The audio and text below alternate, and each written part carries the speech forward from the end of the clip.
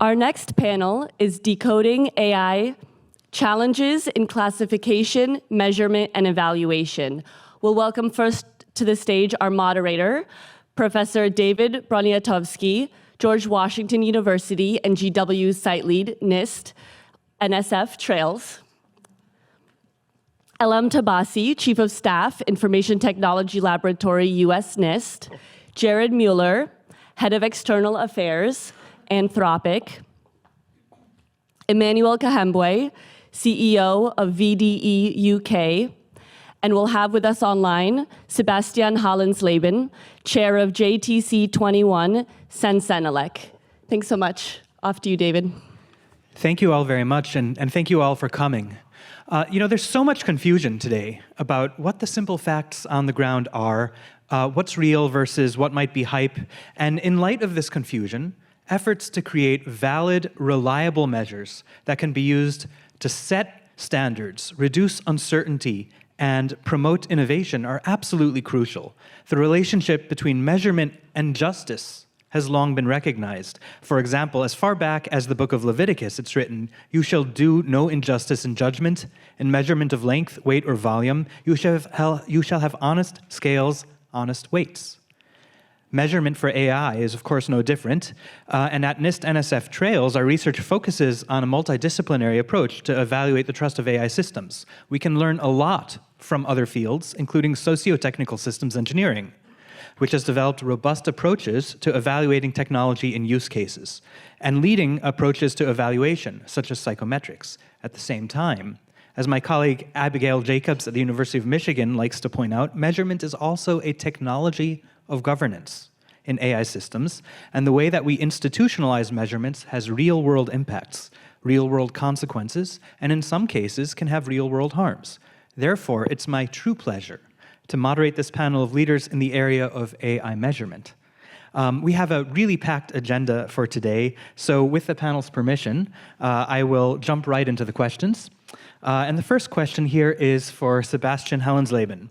The question is as follows. In this panel, we will examine challenges in the classification, measurement, and evaluation of AI. Sebastian, you've been involved in AI classification and measurement work for quite a long time, including having had a leading role in the development of the OECD framework for the classification of AI systems. Some key classifications being discussed today include the terms foundation models, generative AI, and general purpose AI. Would you mind giving us a high-level overview of how these terms came to be, among which audiences they might be the most relevant, and some of the implications for these terms? And please feel free to share this in the context of your work with Sensenelec. Thank you very much, David, and thank you very much for the opportunity to be part of this panel. Your introduction makes it sound like there is already an answer. I can only offer snippets of an answer because those terms that you mentioned, foundation models, general purpose AI, generative AI, don't really have well-accepted definitions at the moment. But what they do is that they highlight different aspects of the very recent challenges that we're facing. When we talk about generative AI, we make the distinction of, well, this is AI that generates content, text, audio, video, versus discriminative AI, which is almost ancient by comparison in that it tends to make decisions or to suggest decisions or to make distinctions. When we talk about general purpose AI, we really make the distinction between current systems and systems that have a much narrower purpose, that are trained for just recognizing traffic signs, for example, or recognizing creditworthiness. And when we talk about foundation models, as opposed to general purpose AI, we kind of take a more technical perspective, an early part of the value chain perspective, whereas if we talk about general purpose AI, we take an application perspective and look at towards the end of the value chain. But overall, the terminology is still in flux. And also, when we developed the OECD classification scheme, generative AI was only just emerging with the power that it has now. And so, yes, it was discussed, but only towards the tail end of that work. Having said that, there is important work underway right now. So first of all, I'd like to highlight the updated AI definition that OECD has arrived at just this month, or last month rather. And also the fact that this AI definition is going to be very, very closely aligned, or maybe even identical with the AI definition in the AI Act. And also within the OECD expert community, there is a lot of work on defining generic terms such as risk, hazard, seriousness, incident in the context of AI. And this is also important work that helps us with the governance. So I think apart from pinning down those terms, there are a few distinctions that we need to work towards. So, for example, we don't have good terminology right now to distinguish the raw model, kind of as it comes out of training, and that can do pretty much anything, for example, something like GPT-4, from a system such as ChatGPT that represents the raw model wrapped in guardrails, wrapped in dialogue facilities, wrapped in all sorts of other features that make it useful and make it much closer to an application. And the analogy that we could use is, well, we have chemicals, barrels of dangerous chemicals that can do anything and everything and have certain risks associated with them.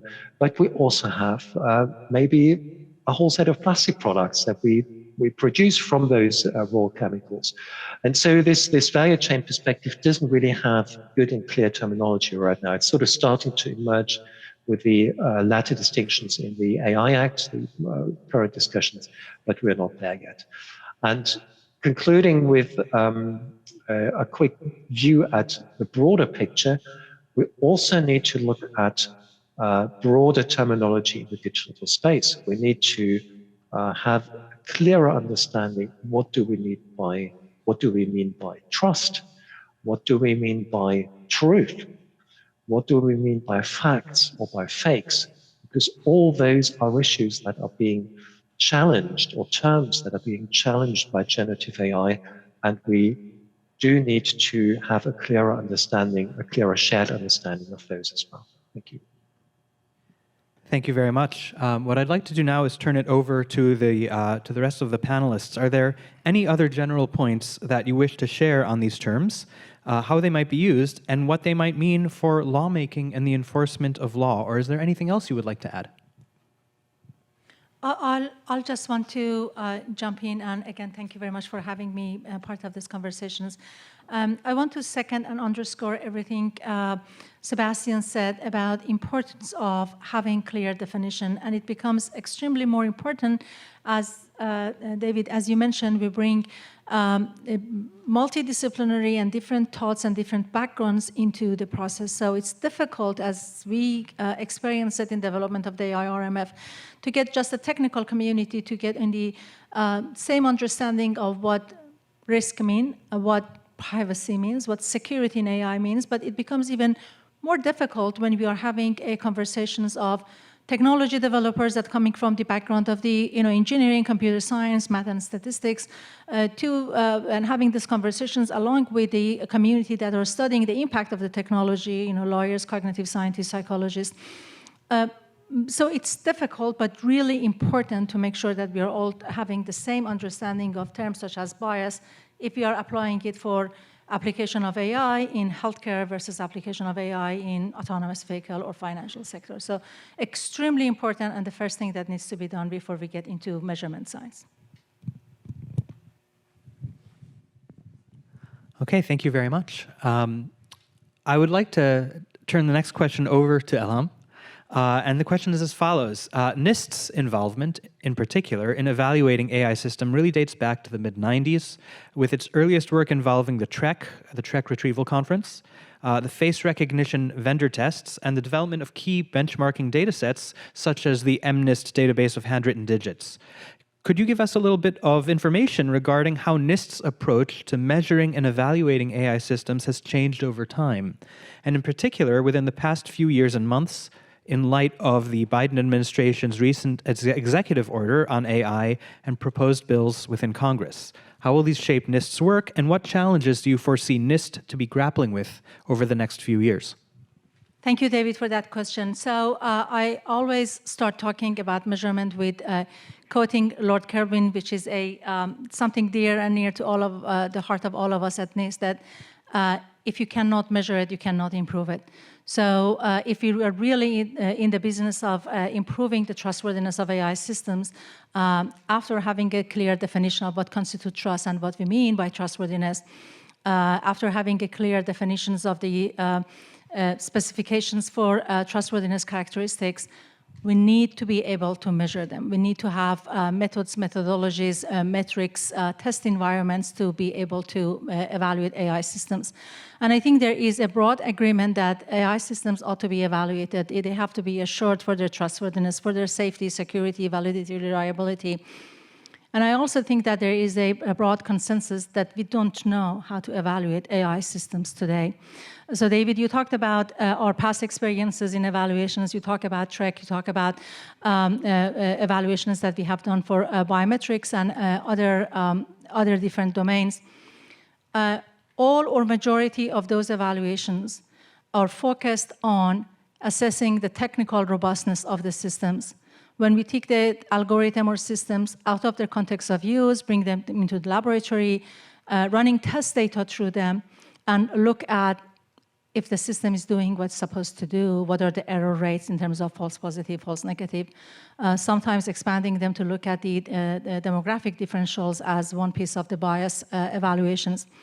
But we all know that those type of evaluations are not going to be enough and sufficient for AI systems, and that is expanding our knowledge and experiences on evaluating for technical robustness and start looking for societal robustness. So we all agree that AI systems are more than just a data, compute, and algorithm that has built them. They are complex interactions of the system, the model, the data, and algorithm, with the environment, with the human that operates that, with the human that's using it or being impacted by that. So we have to figure out the new metrics and methodologies that take that into considerations. Being able to evaluate AI systems within their context of use when they are in the real world setting with the human interactions, and do that all in a scientific, repeatable, reproducible way.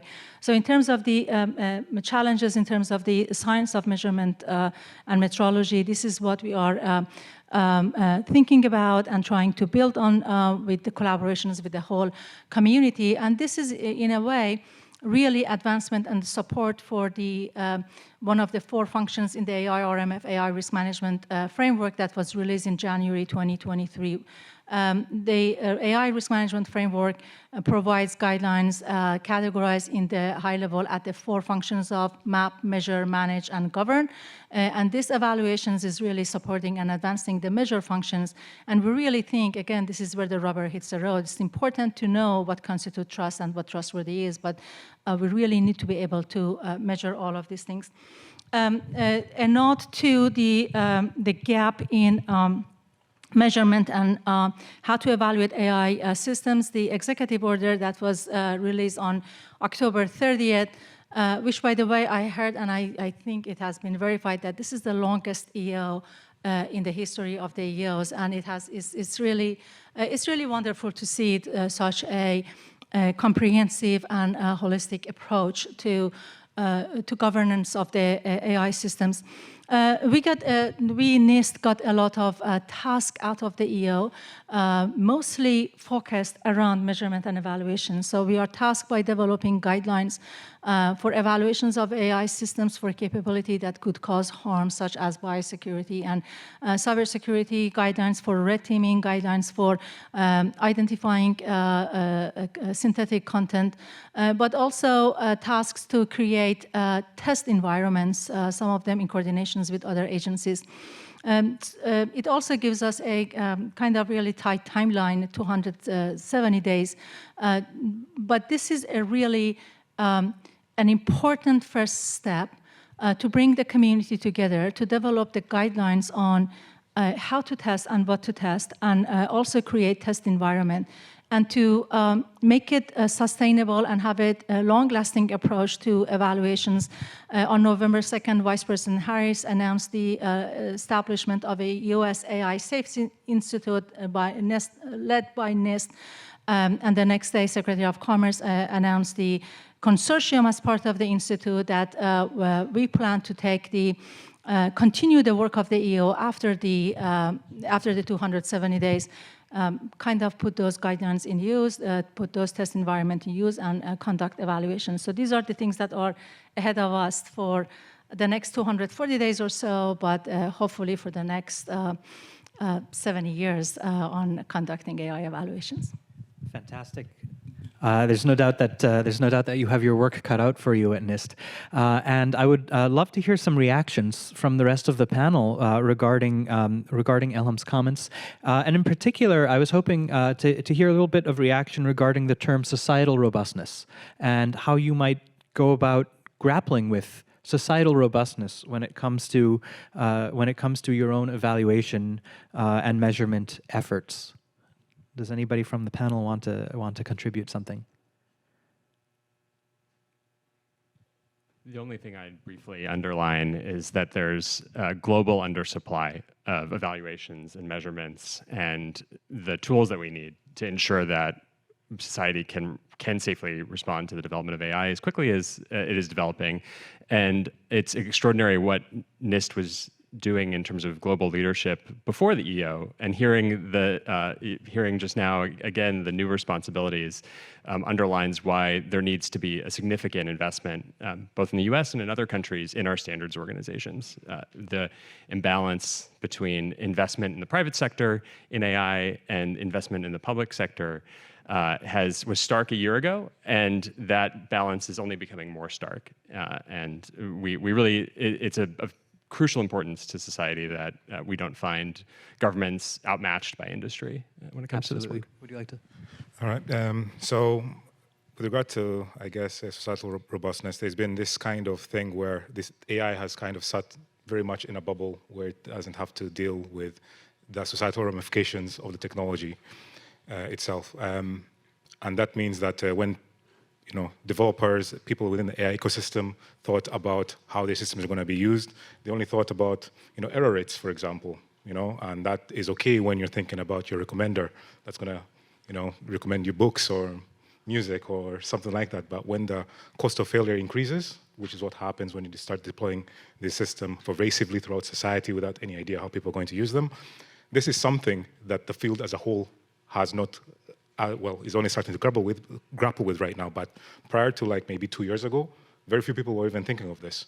So I think that touching on your point and the point that Elham raised is that now is the point where people are starting to be like, hey, can we build testing and evaluation tools that let us actually capture something way beyond just the performance, the technical robustness of the model, and that's really a new discussion. It's a new discussion, and I think that there is increasing momentum towards this direction, but there is still, let's say, there's still an immaturity within the field when it comes to thinking about the wider implications of the technology.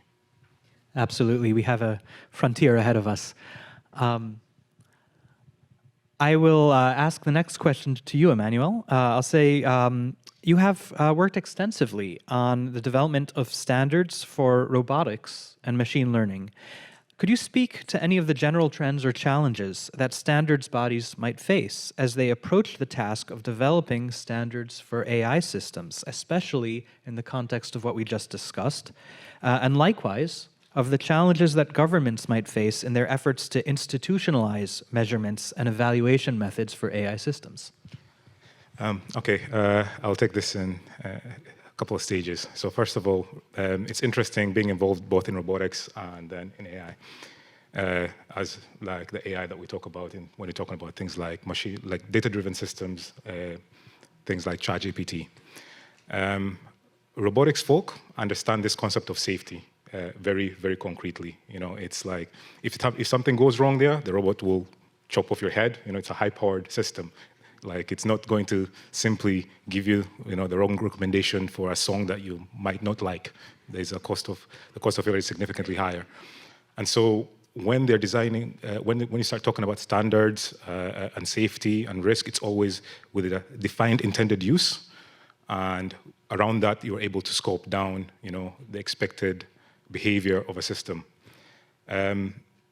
This is, like I said, when it comes to AI and especially the frontier talk, this is still, I think this is still an aspect that is not fully appreciated. The fact that you have to give, if you talk to some of the robotic stuff, you have robotics people, they'll tell you have to give guarantees of safety, certificates of safety for your system, a guarantee of behavior of how your system is going to behave within the environment that you deploy it in. AI, again, the AI discussion is still like, yes, it's okay if it works 99% of the time, and that 1%, you usually don't see it, but increasingly we're starting to see it. We've seen cases in Europe where this has led to people actually dying from a misallocation of government benefits, for example. But again, this is a lot more, it's a lot more subtle. It's not immediate. The impact is not immediate. It's a lot more subtle. You notice this after a year of a system being out there rather than immediately in front of you. And I think that's a challenge. That's a challenge. It's a mindset challenge. It's a cultural challenge that is going to be faced specifically with AI standardization. The second part is, I think that standards in general, and especially AI standardization in Europe, there has been increasingly, because of the lack of, let's say, definition and terminology, there's been, let's say, the football was kicked over to the standardization world to define this. The legislators kind of stepped back from this, and they were like, okay, we're going to leave it to the technical experts. And there's currently a discussion about what role standards play in, how far do they go in, in making concrete what might be, let's say, terminology and definitions that should be agreed on democratically.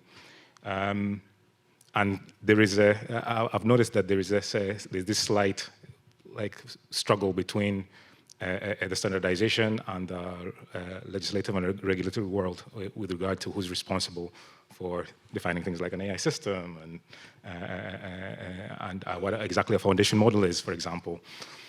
And then lastly, I would also add that specifically within, again, the technical AI community, a lot of the people who've come up trained as AI experts, though the ones we look to right now, have never, in my training, my background is I've got a PhD in AI and robotics, but on the AI side, they don't train you to think about anything beyond the system you're deploying within a particular application. They don't train you to think beyond improving a metric, typically accuracy.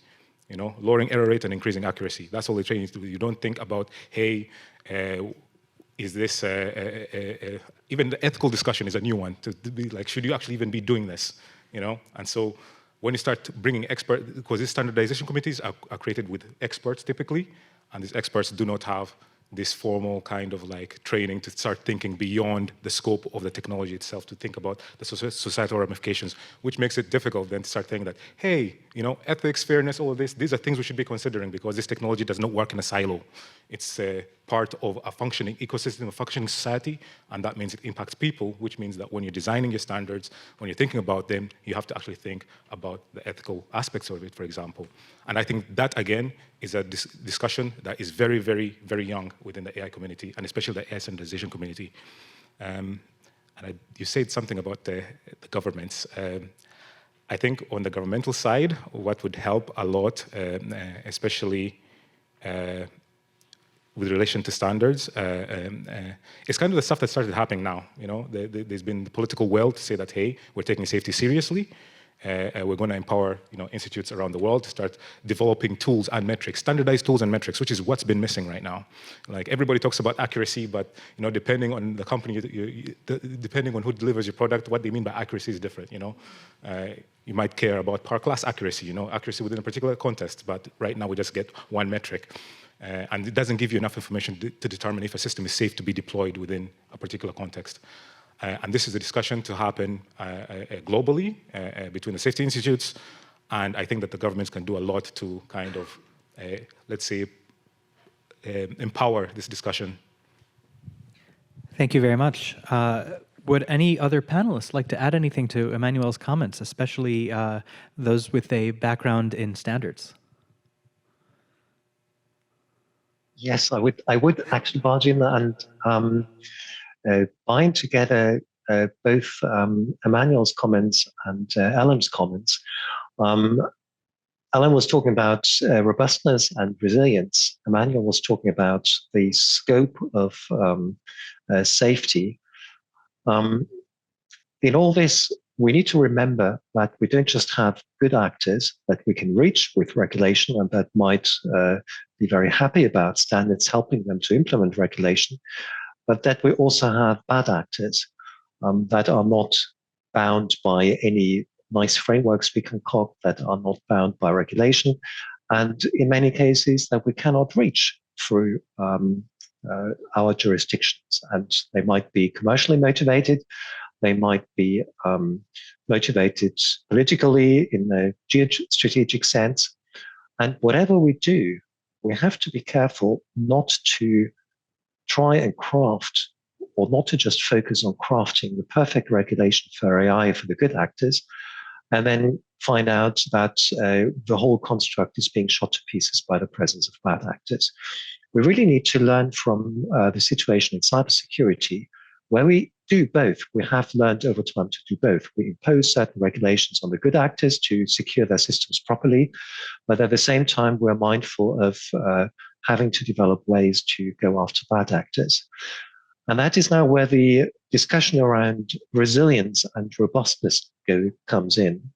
You were mentioning earlier societal robustness, and I would actually add the thinking about the robustness and resilience of the digital space in the way that the digital space survives, for example, a flood of bots or a flood of fakes or a flood of poor content that is designed to swamp other content. And we have to look at it from a kind of with a security mindset. We also have to look at it with a commercial mindset. So what are the incentive structures that will encourage or deter bad actors from being successful in the digital space? So I'm really keen on us broadening the discussion, the AI governance discussion, to also include that bad actor perspective. Thank you. I will be very quick, add to a lot of thoughtful comments that has been mentioned. Standards plays a really important part for technology. We all know about this. It becomes really important right now. And then tying back to evaluations, we need interoperable way of measuring. We need metrics and methodologies and transparency requirements and reporting requirements so we can all compare the evaluations that we have been doing. And then on the general topic of the standard, I would just say that it's really warms my heart for standards to be such a fashionable topic, and everybody talks about this.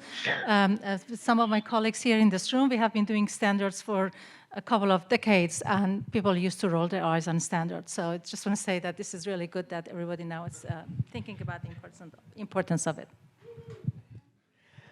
Wonderful. So I would say one of the common themes that I'm hearing really from the entire panel is the importance of having a diversity of thought on these different standard setting committees, and not having the committees which do such important work be captured by one perspective, but really reflect consensus. And so this leads me to my next question, which is for Jared, and that is that researchers, including several researchers at Anthropic, have suggested that there are scaling laws that drive an increase in the general capability of large models as data, parameters, and compute increase. On the other hand, regulators who are concerned about the risks that large models pose are presently trying to understand how should we regulate those models. Some have proposed that developers who want to train a model above a certain size should obtain a license, in part because of understanding of these potential scaling laws. On the other hand, some are worried that that could entrench large companies that dominate the space. Do you agree that large models warrant extra scrutiny? And if so, what's the unit of measurement? For example, do we use flops, floating point operations? Which unit of measurement should regulators pay attention to? And how would you respond to the concern that certain requirements might limit competition and potential innovation? That's a great question, and I think flops right now have yet to be dethroned as the best of several imperfect options. The framing that Dr. Barnhart used in her remarks yesterday about drawing a circle around models of size that are significant enough to be concerned, I think is a good visual. And a lot of very smart technical people I know are wrestling with this and know that flops are not a 100% perfect match, but so far might be the best standard we have, and we may have a different gold standard 6 months or 12 months from now. On the theme of regulatory capture in general, that is a real risk and a real concern. And to pick up on two comments that Elham and Emmanuel made when it comes to really important way to ensure against regulatory capture is ensuring that the smart PhDs we already have in government and in civil society scrutinizing industrial actors and scrutinizing AI models have more colleagues from more fields. And as Emmanuel mentioned from his PhD experience, a lot of the experts that we have develop incredible expertise that capture one dimension of risk, but we're discovering new categories of risk and new evaluations that need to be created. And the imbalance I mentioned earlier in terms of flows of experts from universities into industry versus flows of experts into government continues to trend in alarming ways with every passing month, and that's one reason why we're so vocal in calling for additional investment in standards agencies, whether we're talking to officials in the US, in Asia, in Europe, anywhere in the world. It's a way that we can improve the balance and push the balance a little bit less toward industry dominance and toward more researchers with public purpose in mind evaluating these models. Wonderful, thank you very much. And given that we have a panel here that is reflecting perspectives from both government and industry, I was wondering if the other panelists might have any reactions to that last comment regarding how we maintain the workforce and how we make sure that we have a workforce both that is promoting strong growth in industry while at the same time promoting appropriate safeguards.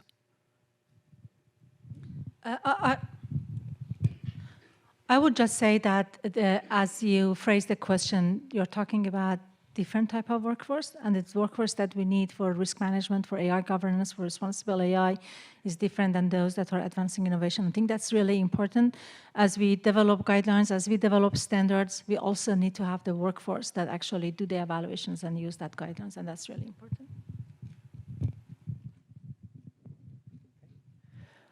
So we're now at the point where I would like to respond a little bit to the polls, and one of the questions that we asked in the poll, which is interesting because the responses varied quite a bit, is what do you expect to be the biggest challenge in developing standards for AI systems? And we're almost at a dead heat here, with roughly a third of respondents saying keeping pace with technological advancement, and roughly a third saying addressing ethical and societal impacts. And then the remaining options all getting about 10% more. So I was wondering if the panel could say a little bit about this trade-off. Is it a trade-off? Is it possible to keep pace with technological advancement while at the same time addressing ethical and societal impacts? To what extent can standards help to make this trade-off more or less severe? And what is the role of government and industry in facilitating this?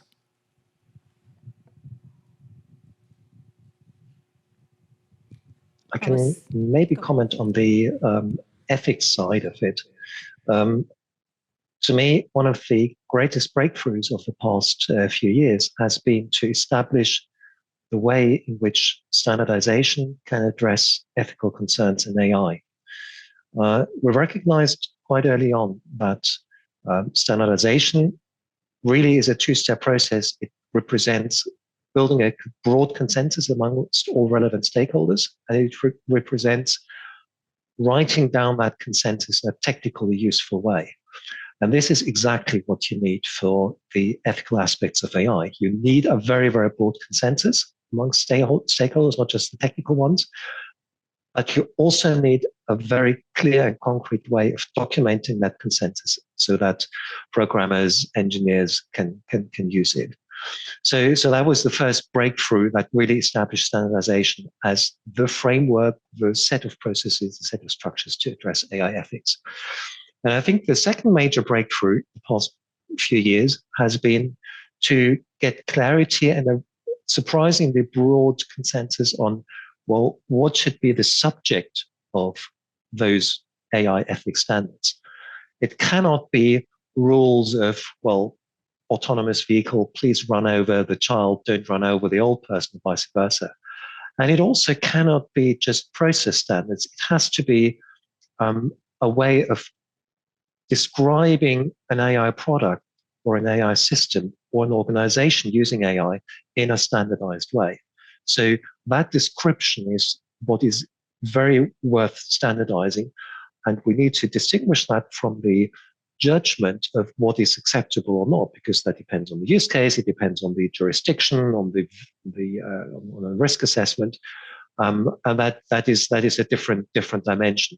So this kind of clarity in thinking that has emerged over the past 3-4 years, to my mind, has really turned standards into the primary tool of addressing AI ethics and bringing that into engineering practice. Yeah, I will add that Sebastian talked about making sure that standards are not too prescriptive and flexible and generalizable. You talk about the challenge of keeping pace. And I think it was also already mentioned that one of the things that we should build on that is bring more diverse perspectives in development of the standards. At least those that I participated in development, which were all on the biometric domain, the people around the room were just engineers, technologists, technical input. We ought to figure out a way to expand that background and expertise and figure out how to bring in technologies. The communities that study the impact of the technology are also part of the conversations from the get-go. That doesn't quite answer your question about how to do these things faster. And I think that's one of the challenges that we have, and we have to really go back and look at all of the processes. And there's really good reasons why the SDOs are working the way they're doing today and why it takes that many years and months to do it. But also important to figure out what we can do to be faster to do this. Having said all of these things, I think it's also important to, going back what you said, make sure that we are also increasing and expanding the research and technical work that's needed to make sure that we have the technical solutions that works and implementable and practical for the standards.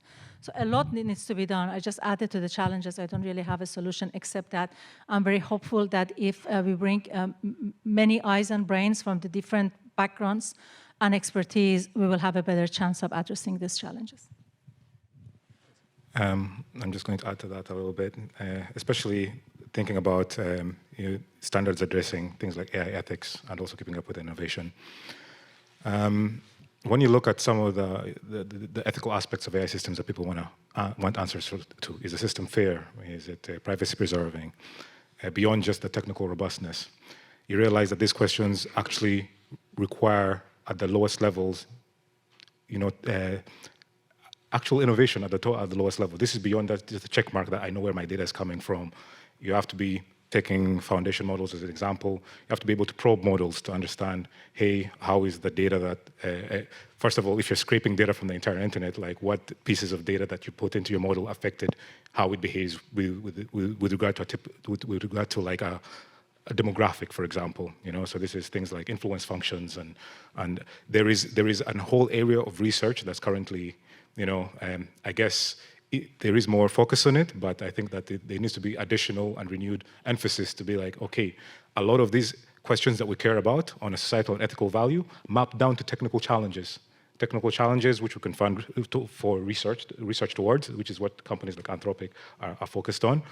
And then to map it to the higher level of the kind of stuff that the SDOs are involved with in the safety institutes is that I think there's a role in coming and not only standardizing the technology, but also standardizing the tools by which we choose to measure these, because I think that AI systems are deployed pervasively, and when we start talking about measuring tools, we're talking about measuring, digital software systems, and if you're somebody who's worked with any of these evaluation suites, you know that there's different levels of performance between, upgrades, between one another, and I think there's going to be a huge coordination job to make sure that we all understand that if we do have the tools even if we do develop these tools to evaluate these AI systems and can answer these questions, that we're all still measuring and talking about the same thing on a technical level, even if it maps to a societal level. Okay, well, we're coming up on 11:20, and I know Elham has a hard stop at that time. I would like to thank her very much for her time with this panel, and then I'd like to solicit questions from the audience to see if there are any things that we can answer as a panel. Thank you. Thank you. Yes, I have a question. Well, that was for the lady from NIST. Unfortunately, she had a hard stop at 11:20. Oh, okay. Well, then the question doesn't apply, because if she is not here, she cannot answer. Well, then have a general question. Please. You said that it was great to hear a lot of diversity of thought. But where is the action? Can at least the ones that are still sitting there give a concrete example of diversity of thought, an actual example of what is the action of that? Would any panelists like to take that on? What might be a I can concrete actually example? comment Please. from the JTC 21 perspective. So JTC 21 is the European standardization committee that creates the standards to underpin the AI Act. So these standards tell organizations how to implement the AI Act. They're not mandatory, but they are the most acceptable way. So within standardization, we have the general rule that all interested parties, all relevant stakeholders have to be included. And it's my role as the chair of the committee to actively reach out. So to consider, well, who needs to be at the table? Who is affected by the way in which we handle AI within Europe? And that results in a very, very broad spectrum. So of course, we have large companies here, both Europe-centric but also US-centric or Asia-centric companies. We have small companies, small business, all the way down to startups, but also kind of more established small companies. We have civil society organizations, both at the European level and within the national Mueller committees. We have academics from a variety of disciplines. We have people who come from a policy development background and from a governance background or risk management background. We have technical AI people. So it's a plethora of people, and it makes building consensus much harder, I have to admit. And everyone who's been involved can tell a few stories about that. But I strongly believe that it makes the quality of the consensus better, and the quality of the output better. It's still a limited diversity. I have to concede that, because we're talking about Europe, we're talking about kind of a certain community. For example, we do not have any representatives of Global South, although in particular the civil society, consumer protection representatives, and also the trade union representatives tend to introduce those more global concerns as well. Thank you very much. Yeah, please. So it's the diversity question with regard to standards is quite interesting because at least within Europe, anyone can take part in standardization activities. You know, if you represent a different stakeholder view, you have you can apply to your national committee, and you should be allowed to join and represent your view. The difference is that standards, nobody pays you to make standards. So this is something that you do, out of your own pocket, which means that, again, when you're talking about diversity of perspectives, then the communities that do not have the resources to participate, this is automatically excluded. And unless they're represented by some civil society organization or some union, they typically won't engage actively because they just don't have the time or the money to attend standardization meetings. But in principle alone, it's supposed to be quite inclusive and that anyone can take part. But the reality is that this is resource constrained because nobody's paying you to make standards. I believe we have time for one more question. Thank you very much. Juraj Čorba, Government of Slovakia, Chair-elect of IGO OECD. I would like to pick up on what Sebastian has mentioned, that actually the value judgments will necessarily differ from jurisdiction to jurisdiction, from society to society. And those value judgments will most likely be done by courts, at least under the existing institutions that we have. The question here is what we can do today in order to increase the relevance of standards for judges or other arbitrators. Just to explain why am I asking about this, if you look at the judgments of the Court of Justice of the EU, any of the court cases that were decided so far on AI and related issues were not based on any expert witness, no standards available were considered. So what we can do in order to bridge these communities, lawyers and technicians and standard makers. Thank you very much. Thank you. We have a very short amount of time, so I'm going to ask each panelist to give a 10-second response, please. What? The question was for Sebastian. Well, I'll start with Sebastian. It's all 30 seconds. Okay, the easy answer is conferences like the Athens Roundtable. That's the most relevant one to bring together legal professionals and technical professionals. And the slightly longer answer is that I also see the lack of expert witnesses. There is a gap here. And in other technology fields, it's quite common to refer to the state of the art in technology and bring in expert witnesses, and they base their arguments on existing standards. And I expect over time, or I hope over time, to see the same in AI cases. Okay, well, thank you all very much for your attention. I know I would love to be able to stay here all day with this panel, but we are at time. So if you could all please give our panelists a round of applause. Thank you for your expertise. Thank you for your time. And take care.